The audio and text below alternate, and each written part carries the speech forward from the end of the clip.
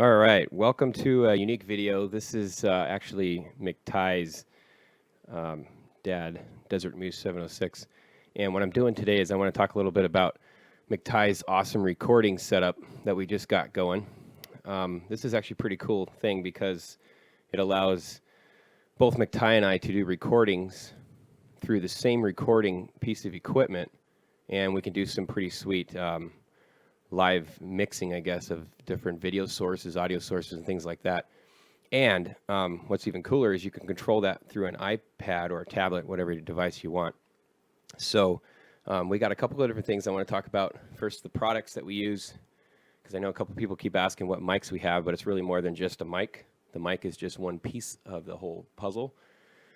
So the first thing let's go over is that, because I want to share my screen instead of MCTyyy's. MCTyyy's is being shared right now. Same with his video camera, and he's currently not here, so that's why you just see a blank screen with some cool sound dampening squares in the back and just the mic. So I can go ahead and bring up my video here onto his screen and see how I can do that live, and I did that actually through my tablet. You can bring it on and off.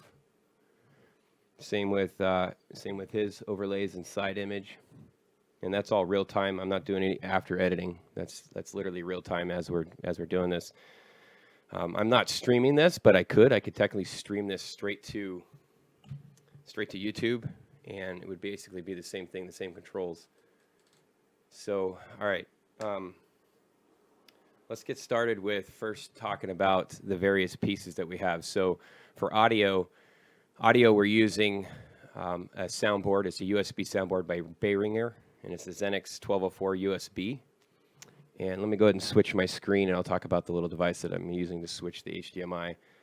But you'll notice the screen will switch here, and it's going to be mine in a second. All right, so this is the XENYX 1204 USB. It's a pretty cool soundboard. It's USB, connects right into your computer, and you can play through it or record through it, so it becomes an audio source for both recording and playback, which is pretty nifty. And this is where we connect our mics.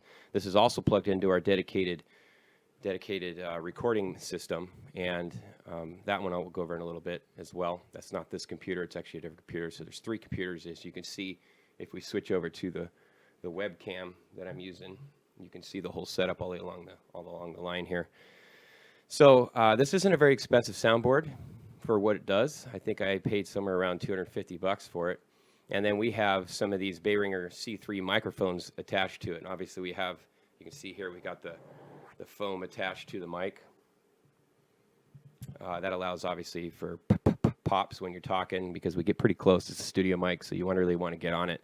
If you're too far away, the voice gets pretty quiet, and when you get up, it gets much more like a radio broadcaster or something like that.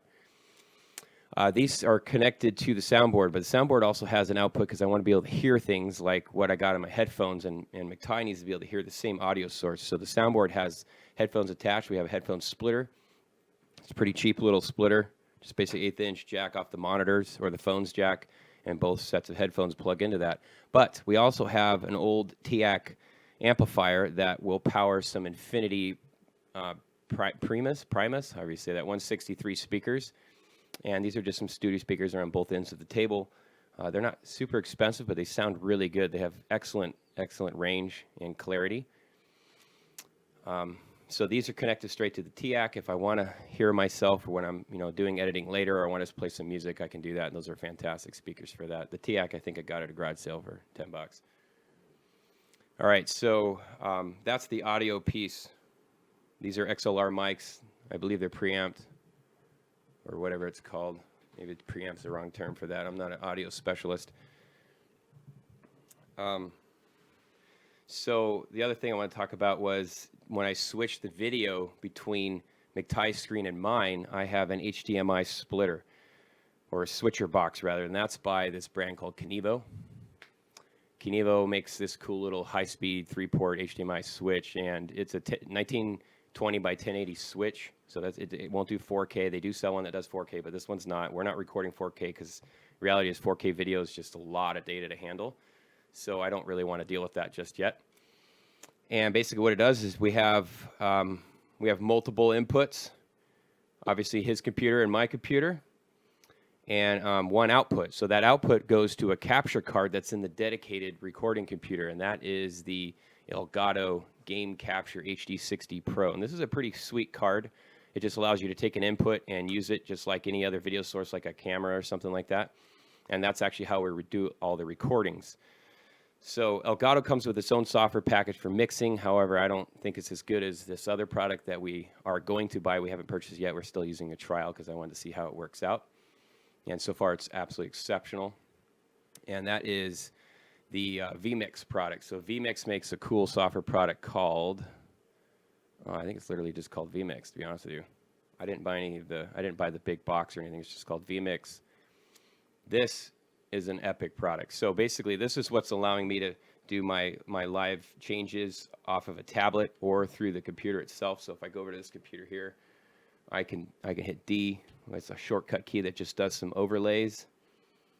Let's see here. I can also switch to a full-size camera if I feel like. That's also a hotkey. I mean, you can do all kinds of crazy things. I can come back and hit D. Let me put myself back in there. So basically, it allows you to do some live mixing. It's even got a little slider that you can do. You can slide it kind of like a physical studio mixing board, but obviously you'd have to use your mouse, but the idea is there, and it's pretty slick.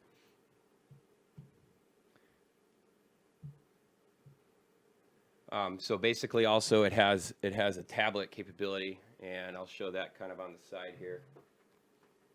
This is a pretty slick little device. So basically all the shortcut keys that I programmed in there can show up on a little web page, and it's just the vMix software serves out a web page for you to use. And it's got the same kind of buttons. Like I can say overlays, and I can just tap that overlay, and you can see that my overlay disappears. I can switch to the game mode. I can also just show like a background image if I just wanted to switch to that instead. Go back to the game overlay, which the game right now is really just my web browser. It's just a full HDMI view of my screen.